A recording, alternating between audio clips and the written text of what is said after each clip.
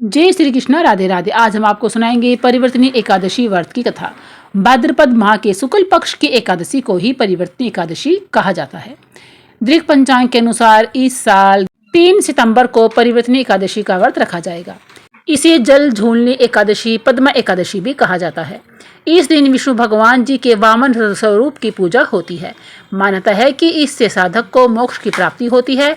कहा जाता है कि परिवर्तनी एकादशी के दिन श्री हरि की पूजा आराधना के साथ परिवर्तनी एकादशी की व्रत की कथा भी अवश्य सुननी चाहिए। आइए सुनते हैं हम परिवर्तनी एकादशी व्रत की कथा।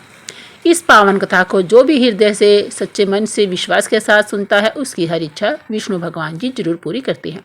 पौराणिक कथाओं के अनुसार एक बार युधिष्ठिर जी ने श्री कृष्ण से भाद्रपद माह के शुक्ल पक्ष की एकादशी का नाम, देवता और पूजा विधि के बारे में पूछा। तब श्री कृष्ण जी ने युधिष्ठिर जी को एक कथा सुनाई, जिसे ब्रह्मा जी ने महात्मा नारद जी को कहा था। नारद ने ब्रह्मा जी से पूछा, विष्णु जी की आराधना के लिए मैं आपसे जानना चाहता हूँ कि भाद्रपद माह के शुक्ल पक्ष की एकादशी कौन सी होती है। ब्रह्मा जी ने कहा, आपने मुझे उत्तम प्रश्न किया है। भादो माह के शुक्ल पक्ष की एकादशी को ही परिवर्तनी एकादशी, पद्मा एकादशी, जल झूलनी एकादशी कहा जाता है। उस दिन भगवान ऋषिकेश की पूजा की जाती है। सूर्यवंश में मानदाता नामक एक चक्रवर्ती सत्य प्रिय और प्रतापी राजा हुए हैं। उनके राज्य में अकाल नहीं पड़ता था, प्रजा को मानसिक चिंताएं भी नहीं होती थी और व्याधियों का प्रकोप भी नहीं था। उनकी प्रजा निर्भय और आर्थिक रूप से धन समृद्ध थी। महाराज के कोष में केवल ईमानदारी से अर्जित किया हुआ धन ही संग्रह होता था। उनके राज्य में समस्त वर्णों और आश्रमों के लोग अपने अपने धर्म में लगे रहते थे, कार्य करते रहते थे। मानदाता के राज्य की भूमि कामधेनु के समान फल देने वाली थी। उनके राज्यकाल में प्रजा का जीवन काफी सुखमय था, समृद्धशाली था। एक बार किसी कर्म के फल भोग के कारण राजा के राज्य में 3 वर्षों तक बारिश नहीं हुई, जिससे भूख से पीड़ित प्रजा नष्ट होने लगी। प्रजा महाराज के पास आकर कहने लगी कि आपको प्रजा की बात सुननी चाहिए। जल भगवान का निवास स्थान है, इसलिए वे नारायण कहलाते हैं। नारायण स्वरूप भगवान विष्णु सर्वव्यापी हैं। वे ही मेघ स्वरूप होकर वर्षा करते हैं और वर्षा से अन्न पैदा होता है और अन्न से प्रजा भी जीवित रहती है।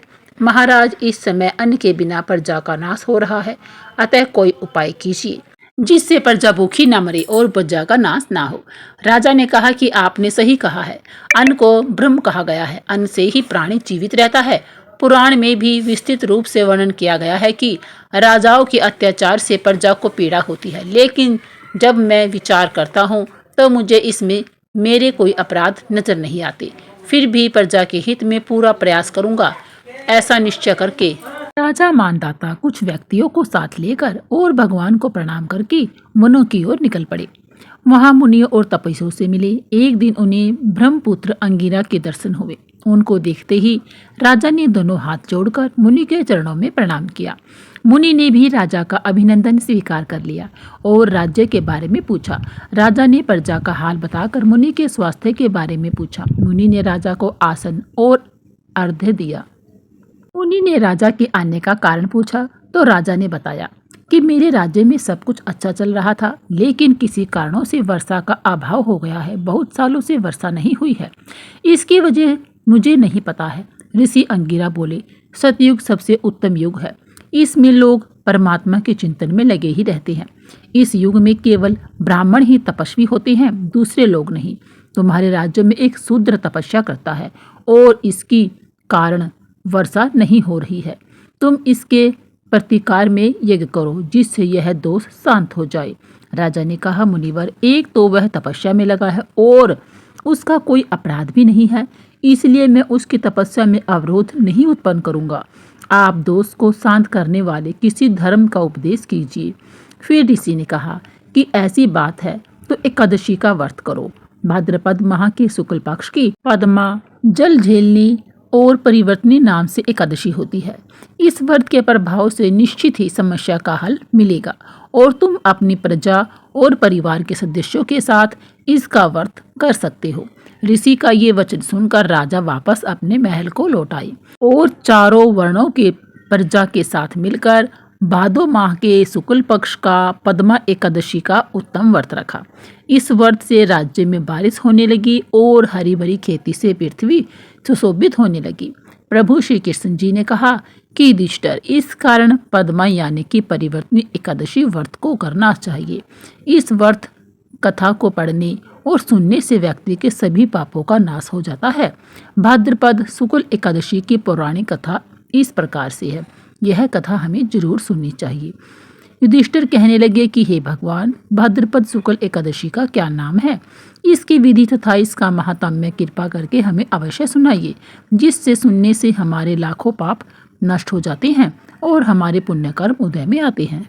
तब श्री कृष्ण भगवान जी कहने लगे कि इस पुण्य, स्वर्ग और मोक्ष को देने वाली तथा सब पापों का नाश करने वाली उत्तम वामन एकादशी का महात्म्य मैं तुमसे कहता हूँ। तुम ध्यानपूर्वक सुनो। यह पद्मा परिवर्तनी एकादशी जयंती एकादशी भी कहलाती है।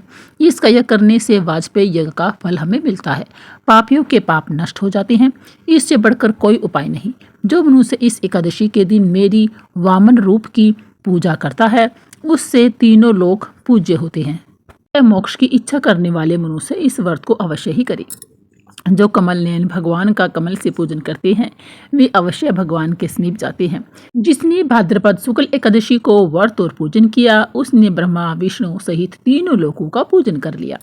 अतः हरिवासर अर्थात एकादशी का व्रत अवश्य करना चाहिए। इस दिन भगवान करवट लेते हैं, इसलिए इसको परिवर्तनी एकादशी कहते हैं। भगवान के वचन सुनकर युधिष्ठिर बोले, हे भगवान, मुझे अति संदेह हो रहा है कि आप किस प्रकार सोते और करवट लेते हैं तथा किस तरह राजा बलि को बांधा और वामन रूप रखकर क्या क्या लीलाएं की। चातुर्मास के व्रत की क्या विधि है तथा आपके शयन करने पर मनुष्य का क्या कर्तव्य है, सो आप मुझसे विस्तार से बताइए।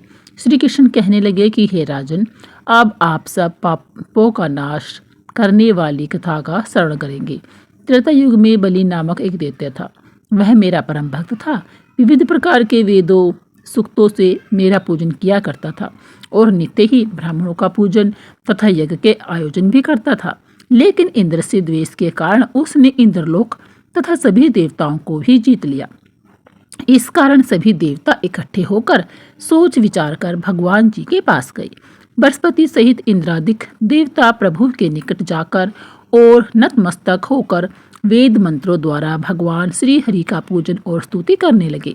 अतः मैंने वामन रूप धारण करके 5वां अवतार लिया और फिर अत्यंत तेजस्वी रूप से राजा बलि को जीत लिया।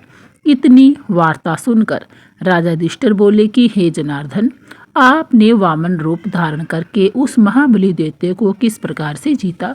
श्री कृष्ण जी कहने लगे, मैंने वामन स्वरूप धारी ब्रह्मचारी रूप में जाकर बलि से 3 पग भूमि की याचना करते हुए कहा, ये मुझको 3 लोक के समान है और हे राजन, यह तुमको अवश्य ही देनी होगी।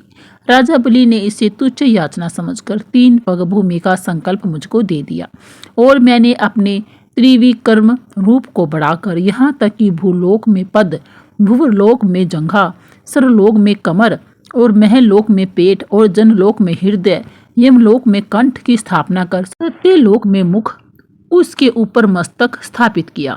सूर्य, चंद्रमा आदि सब ग्रह गण, योग, नक्षत्र, इंद्रादिक देवता और शेष आदि सब नागगणों ने विविध प्रकार से वेद सूक्तों से प्रार्थना की। तब मैंने राजा बलि का हाथ पकड़कर कहा कि हे राजन, एक पद से पृथ्वी, दूसरे से सर्वलोक पूर्ण हो गई। अब तीसरा पग मैं कहाँ रखूं? तब बलि ने अपना सिर झुका लिया और मैंने अपना पैर उसके मस्तक पर रख दिया, जिससे मेरा वह भक्त पाताल को चला गया। फिर उसकी विनती और नम्रता को देखकर मैंने कहा कि हे बलि, मैं सदैव तुम्हारे निकट ही रहूंगा। विरोचन पुत्र बलि से कहने पर भाद्रपद शुक्ल एकादशी के दिन बलि के आश्रम पर मेरी मूर्ति स्थापित हुई। इसी प्रकार दूसरे अक्षीर सागर में शेषनाग के षष्ठ पर हुई। हे राजन, इस एकादशी को भगवान शयन करते हुए करवट लेते हैं, इसलिए तीनों लोकों के स्वामी भगवान विष्णु का उस दिन पूजन करना चाहिए। इस दिन तांबा, चांदी, चावल, दही का दान करना उचित है। रात्रि को जागरण अवश्य ही करना चाहिए। जो विधि पूर्वक इस एकादशी का व्रत करती है वे सब पापों से छूटकर मुक्त होकर स्वर्ग में जाकर चंद्रमा के समान प्रकाशित हो जाते हैं और यश पाते हैं। जो पाप नाशक इस कथा को पढ़ते सुनते हैं उनके हजारों अश्वमेध यज्ञ का फल उनको प्राप्त होता है। बोलो जय श्री हरि, जय श्री कृष्णा, राधे राधे।